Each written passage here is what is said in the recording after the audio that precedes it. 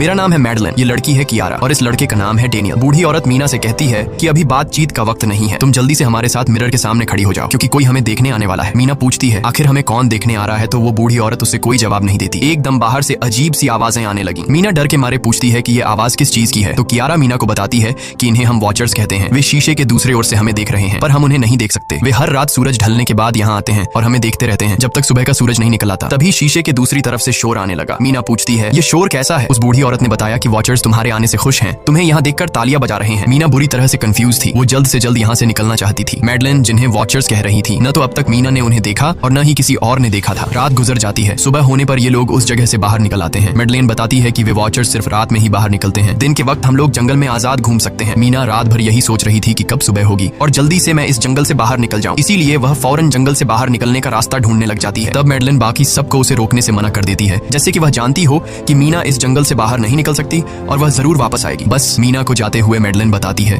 कि तुम्हारा यह फैसला अच्छा नहीं है, इस जंगल से बाहर निकलने का कोई रास्ता नहीं है। रात होने से पहले हमें इस घर में वापस आना पड़ता है, अगर तुम लेट हो गई तो तुम अपनी जान से हाथ धो बैठोगी। मीना किसी की बात नहीं सुनती और अपने पैरेट को लेते हुए तेजी से आगे बढ़ती है। थोड़ा सा आगे बढ़ने पर उसे वहीं पॉइंट ऑफ नो रिटर्न वाला साइन दिखाई देता है। उसे देखकर वो घबरा तो गई लेकिन उसने हिम्मत नहीं हारी और सूरज को देखकर सूरज की डायरेक्शन में आगे बढ़ती रही, पर जंगल से निकलने में कामयाब नहीं हो सकी। आगे चलकर रास्ता ही खत्म हो गया। मीना ने देखा कि वो एक पहाड़ के टॉप पर खड़ी है जहाँ से आगे दूर दूर तक जंगल के सिवा कुछ भी नहीं था, इसीलिए वो मायूस होकर नीचे बैठ जाती है। तभी अचानक उसके कंधे पर किसी ने हाथ रखा। वो डर गई और जब उसने पीछे मुड़कर देखा तो वो बूढ़ी औरत मैडलिन थी। यहाँ मैडलिन उसे हौसला देती है और कहती है कि सिर्फ तुम ही नहीं जिसने यहाँ से निकलने की कोशिश की और हार गई, हम भी तुम्हारी तरह ही हार कर यहाँ रुके हैं। यहाँ से बाहर निकलने का कोई रास्ता नहीं, चलो मैं तुम्हें कुछ दिखाती हूँ। मैडलिन मीना को जंगल की तरफ लेकर जाती है। मैडलिन मीना से कहती है ये जंगल एक शिकारी है और हम सब उसका शिकार, अगर जिंदा रहना चाहती हो तो हमारे साथ ही रहो। मैडलिन उसे पॉइंट ऑफ नो रिटर्न वाले काफी सारे साइन बोर्ड दिखाती है जो कि जंगल के चारों तरफ गोल घेरे में लगे थे और उनके बीच में था उनका कमरा। मैडलिन बताती है कि ये हमारे घर से आधे दिन के फासले पर लगे हैं, अगर इसे आगे गई तो वापस लौटना मुश्किल हो जाएगा, इसलिए कभी भी यह तुम्हें नजर आए तो तुम इन्हें इग्नोर मत करना। मीना पूछती है ये सब किसने बनाया, तो वो जवाब देती है ये एक प्रोफेसर ने बनाया है, लेकिन अब तक उसे किसी ने देखा नहीं है। अब रात हो जाती है, ये लोग वापस उस घर के अंदर आ जाते हैं। हर रात वॉचर्स उन्हें देखने के लिए आते थे। आज कियारा नामी लड़की उनके सामने डांस करती है और कहती है ये सब उन्हें पसंद है। ऐसा नहीं था कि इन चारों को हर रात वॉचर्स के सामने खड़ा ही रहना पड़ता था, ये लोग जो चाहते वह कर सकते थे, बस ये लोग उनकी तरफ अपनी कमर नहीं कर सकते थे। ऐसा करने पर वो लोग बहुत ज्यादा गुस्सा हो जाते थे। रात में तो उन्हें सिर्फ वॉचर्स का मसला था, लेकिन दिन में भी उन्हें बहुत मुश्किलों का सामना करना पड़ता था। ये लोग जंगल से हर रोज अपना पेट भरने के लिए कुछ न कुछ शिकार करके लाते थे